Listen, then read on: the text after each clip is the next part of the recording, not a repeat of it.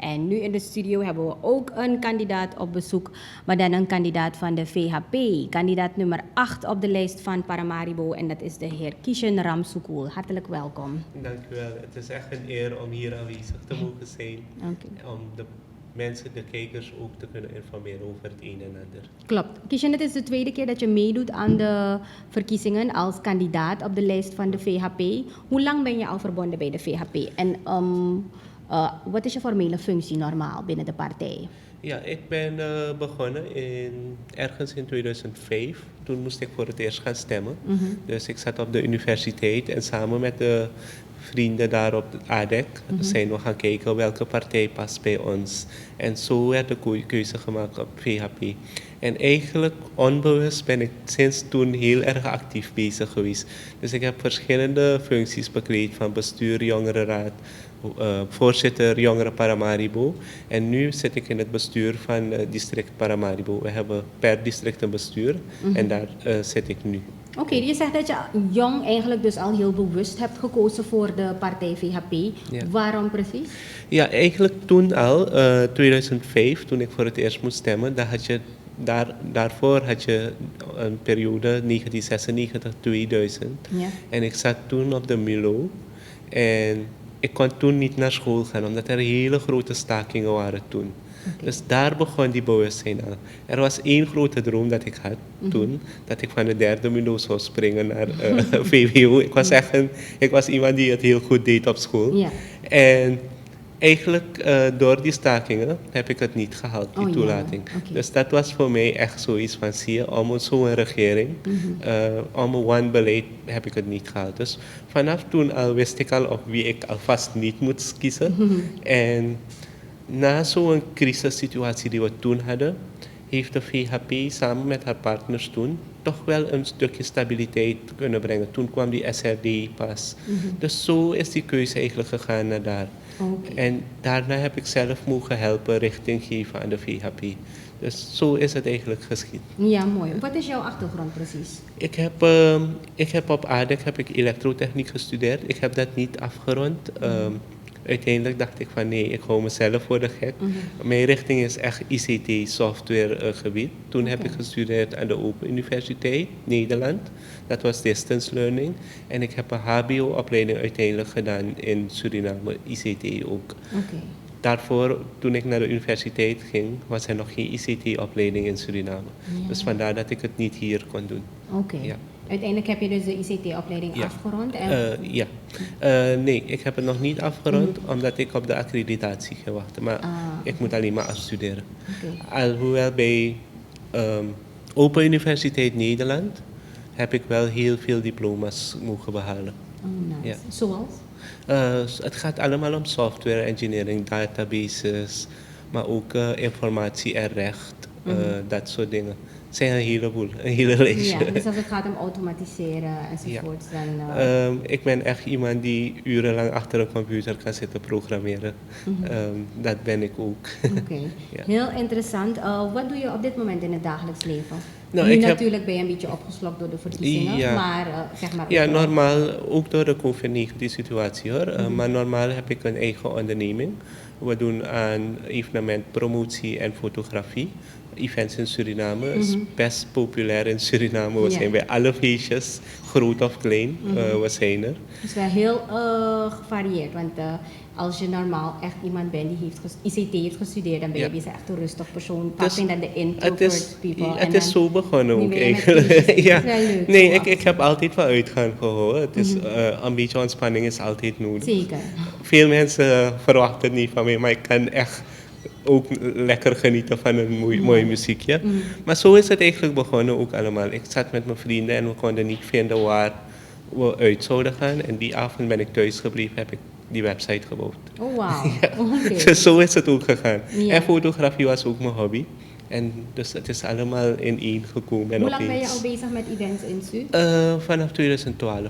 Aha, Dat is het oké, wel. dus ook al een tijdje. En Ja. dat loopt goed? Ja, nu niet. Nu zijn Nee, we met klopt. COVID-19. Ja, helemaal geen maar events het, gelopen. ja, het gaat wel goed. Ik heb 5 freelance fotografen die elk weekend voor me schieten. Dus ik heb niets te klagen. Mooi. Ja. En daarnaast ben je dus ook ambtenaar? Ja, ik Ja. werk bij CWB, afdeling ICT, waar ik eigenlijk meer bezig hou met databasebeheer. Oké. Zodat alle gegevens van een ieder goed is opgeslagen. Klopt. Ja. Nu met de hele de COVID-situatie hebben de mensen, de verschillende politieke partijen nu net voor de verkiezingen niet op de normale manier echt hun campagne kunnen voeren. Want we moesten steeds rekening houden met de lockdown, aangepaste tijden en ook gewoon geen massameetings zoals we dat gewend zijn. Ja. Op welke manier heb jij precies jouw verkiezingscampagne gevoerd? Ja, dit is mijn tweede keer zoals ik al zei. Maar vorige keer was het echt vanaf het begin op straat bezig zijn met de mensen. In grote groepen liepen we ook op straat. Dat kon niet meer. Vooral beginfase was die lockdown er vanaf 8 uur. Maar ik heb het toch wel goed aangepakt. Elke avond nog steeds, ondanks we nu weer op straat lopen en zo. Elke avond ben ik live op Facebook. Oh, Gewoon elke avond probeer ik een onderwerp te behandelen, vragen te beantwoorden van de mensen. Ik hou ervan om interactief bezig te zijn met de mensen. En zeker. het is toch wel gelukt daarmee. Ook bracht ik gasten via Skype of zo. En het heeft wel gewerkt. We doen dat nog steeds, ondanks we nu nog op straat kunnen gaan. Alleen lopen we wat langer, maar dan Hoeveel ben ik... kijkers haal je dan gemiddeld als je live gaat? Live zelf, omdat ik heel laat live ga, niet zoveel, maar gemiddeld, die video's worden achteraf Natuurlijk, bekeken, ja, dat doen veel mensen. rond de 3.000 tot 5.000 views elke dag. Dat is wel Ja. mooi. En de onderwerpen die je dan behandelt? Kan je een paar van de Het onderwerpen kan noemen? variëren van kiesstelsel tot soms is er gewoon een vriend van me die samen met me komt als gast. Omdat ik het ook belangrijk vind dat mensen me ook... meestal ben ik heel serieus bezig, maar ik heb ook een kant waar ik eigenlijk een beetje fun kan hebben. Ja, zeker. Snap je? Ik denk Dat- dat het ook belangrijk is om de luchtige kant van jezelf te delen. Precies. Maar als we over serieuze onderwerpen praten, dan ben ik ook echt serieus bezig. Maar je moet balans ja, hebben in het leven. Klopt. Als we dus kijken naar de huidige situatie, veel mensen zijn bang voor fraude op de verkiezingsdag zelf enzovoorts. Hoe sta jij daar tegenover en heb je als VHP'er of heeft de VHP zelf ook echt bepaalde manieren waarop ze gaan proberen te letten op de hele situatie op de verkiezingsdag zelf? Ja, de VHP is eigenlijk initiatiefnemer van ons anti-fraude platform. Met verschillende partijen hebben we dat. En daar hebben we een hele mooie strategie eigenlijk klaar liggen. Natuurlijk, je weet niet op welke manier ze gaan frauderen, als ze gaan frauderen. We nemen wel aan, we verwachten het wel. Maar we hebben zoveel mogelijk. We gaan op straat, we praten met de mensen, we krijgen die input en alles proberen we zoveel mogelijk, zo waterdicht mogelijk te maken als het kan. Stembureaupersoneel van onszelf. Ze gaan durven daar, kijken hoeveel mensen. Maar ook de mensen thuis vragen we, als je gaat stemmen, soms moet je even in een rij staan. Luister goed wat er voor je gebeurt.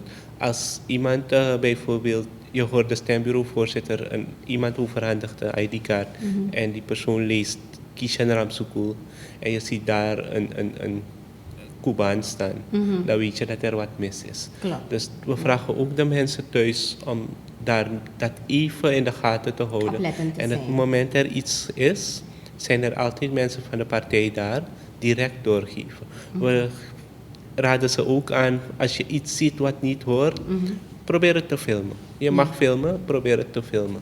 Toch? Dan dat is echt wat we kunnen doen. Natuurlijk zijn er nog meer punten, maar dat is het belangrijkste eigenlijk. Het is de tweede keer dat je meedoet als DNA-kandidaat, meedoet aan de verkiezingen als lid van de partij van de VHP. Waarom denk je dat je de eerste keer niet binnen bent gekomen in het parlement? Het heeft in elk geval niet gelegen aan het aantal stemmen. Oké. Als het ging om aantal stemmen, was ik nu parlementariër. Echt? Ja, ik heb, Wat was het probleem dan? ik heb toen meer dan 2578 stemmen, of exact dat gehaald. Dat is meer dan een heleboel andere personen. Meer dan 80% van de huidige Is parlementariërs. dat niet erg oneerlijk? Het is verschrikkelijk oneerlijk. Ons kiesstelsel is echt oneerlijk. Wat er gebeurt, hoe ons kiesstelsel werkt, als je onderaan de lijst staat, zoals eigenlijk nu ook, nummer 8, toen was ik op nummer 13. Ja. Als je de kiesdeler niet haalt, ben je niet binnen. Dan gaat het gewoon op volgorde van de lijst. Dus nummer 1, 2, 3, oké. die komen binnen. En de vorige keer was er ook gewoon vanuit de partij. We waren in samenwerking met andere partijen. Ja. En op een gegeven moment hadden we eigenlijk door dat die partijen een beetje zwakker zijn. Ja. Dus heeft de partij toen besloten om stemadvies uit te brengen. Zodat we toch wel die voordelen zouden hebben van dat we nog een kandidaat binnenkregen. En zo was er stemadvies op Dr. Sharman toen. Ja. Ondanks dat had ik toch zoveel stemmen gehaald. Dus als we echt kijken naar voor wie heeft het volk gekozen, dan zou ik parlementariër moeten zijn. Dus deze keer ben ik echt iedereen aan het uitleggen, aan de hand van de resultaten van toen, waarom je eigenlijk, als je wilt dat Kishan Ramschool binnenkomt, dat je echt op nummer 8 moet stemmen. Ja. Snap je? Dan moet ik die 7000 stemmen halen. We schatten dat het 7000 gaat zijn. Ik zeg 7000, maar het kan verschillen.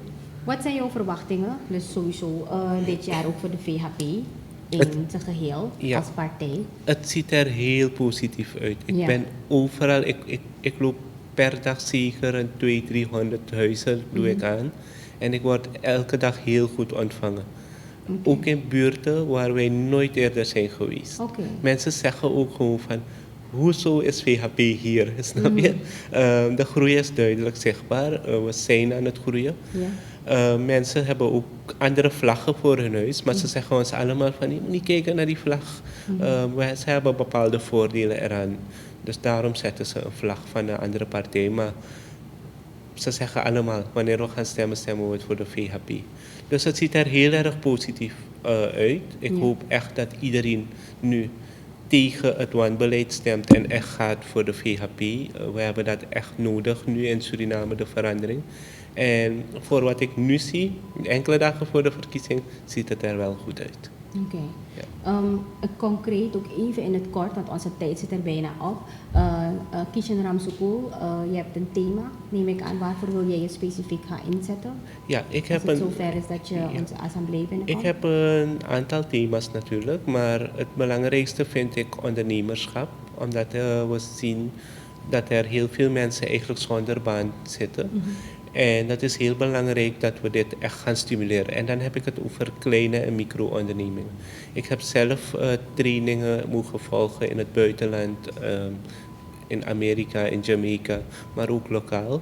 En ik heb ook grants binnen kunnen krijgen om dat te stimuleren. Aha. Maar dit wil ik ook gaan doen. Dat is wel mooi. Ja, op beleidsniveau. Zodat je dat concreet ook kan gaan bevorderen in de samenleving. Er zijn ook heel veel organisaties die ons willen helpen. Alleen moet je met die plannen komen. Ja. En dat willen wij nu echt gaan doen. Zodat ook de kleine man... Want iedereen zoekt een Lantibroko. Klopt. Maar Lantibroko is niet het einde. Nee. Je kan heel veel andere dingen doen. En ik zou dat echt willen stimuleren. Zodat we meer werkgelegenheid hebben.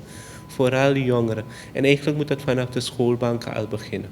Toch vanaf de schoolbanken moeten we al beginnen met de kinderen eigenlijk leren te ondernemen. Ja. Toch? Zodat ze niet alleen maar gaan denken van waar ga ik straks werken als ik afgestudeerd ben. Waarom studeer ik, snap je? Maar leer ze dat ze ook kunnen ondernemen. Dat ze zelf wat kunnen beginnen. Dus dat is echt waaraan ik wil gaan werken. Oké. Ondernemerschap moet dus beginnen bij, al in de schoolbanken van jongs af aan al. En dat is dus een van de dingen waar Kishan Ramschool zich hard voor wil maken.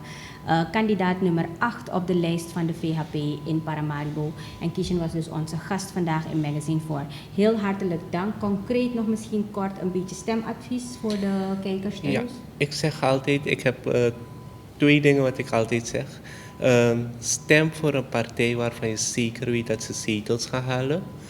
Zodat de stemmen niet verdeeld raken. En dat we echt die partij kunnen zijn die de tegenhanger is van het wanbeleid dat er nu gaande is van die partijen. En ten tweede zeg ik, stem op nieuwe, jonge, integere leiders. Dankjewel, Kishan. Helaas zit onze tijd erop en zijn we gekomen aan het eind van deze aflevering van Magazine voor. Morgen om 4 uur kijk je dus weer live naar een nieuwe aflevering van Magazine voor. Ook echt een ABC-productie. Het is een spannende race op weg naar de verkiezingen. En ABC heeft ook een leuke productie vanavond. Ook een ABC-productie. Suriname kiest om 9 uur. Dus blijf dat sowieso ook volgen. Ik ben Teersha Wongswisan. Wees lief voor elkaar. Goedemiddag.